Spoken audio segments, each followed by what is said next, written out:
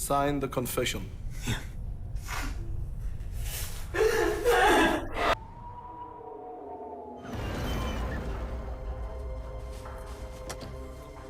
Kindness can kill you. The book was sent to me, and I was struck by it. It stayed with me.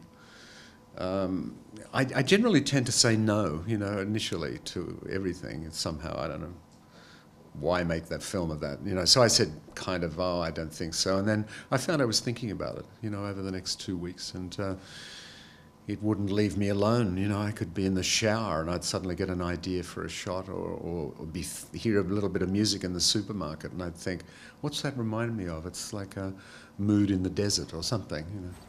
I took really just the walk. The book itself has got some controversy. Was Mr. Rowich a member of this walk? Maybe he wasn't. So what I did need to know was the walk was true.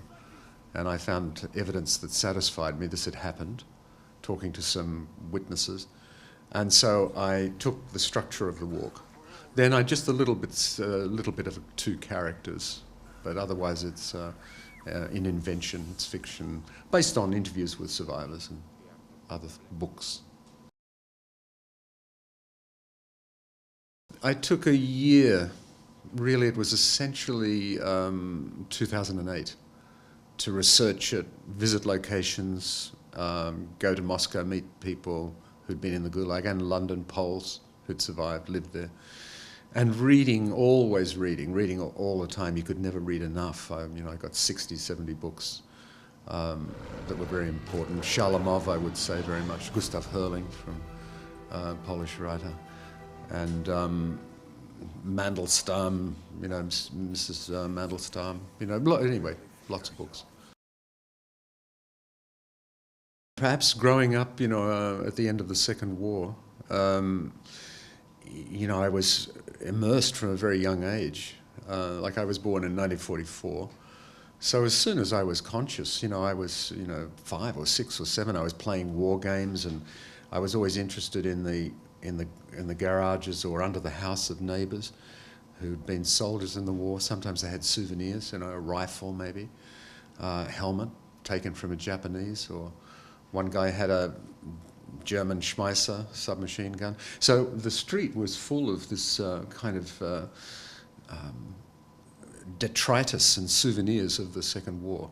And then I was reading books all of Escape from Stalag 17, or, stories of pilots. And so I grew up, I think, as many of us did in that era, really in the cloud that came off, the cloud of suffering and courage and horror that came from the Second War.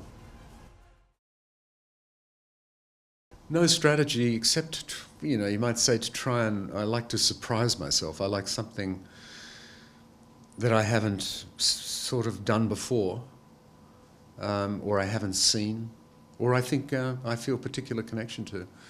So I don't like to repeat myself. No, I've got no plans. No plans.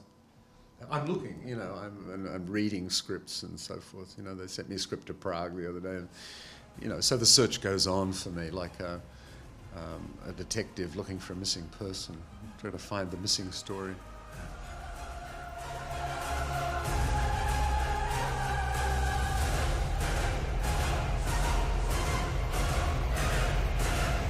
Just keep walking.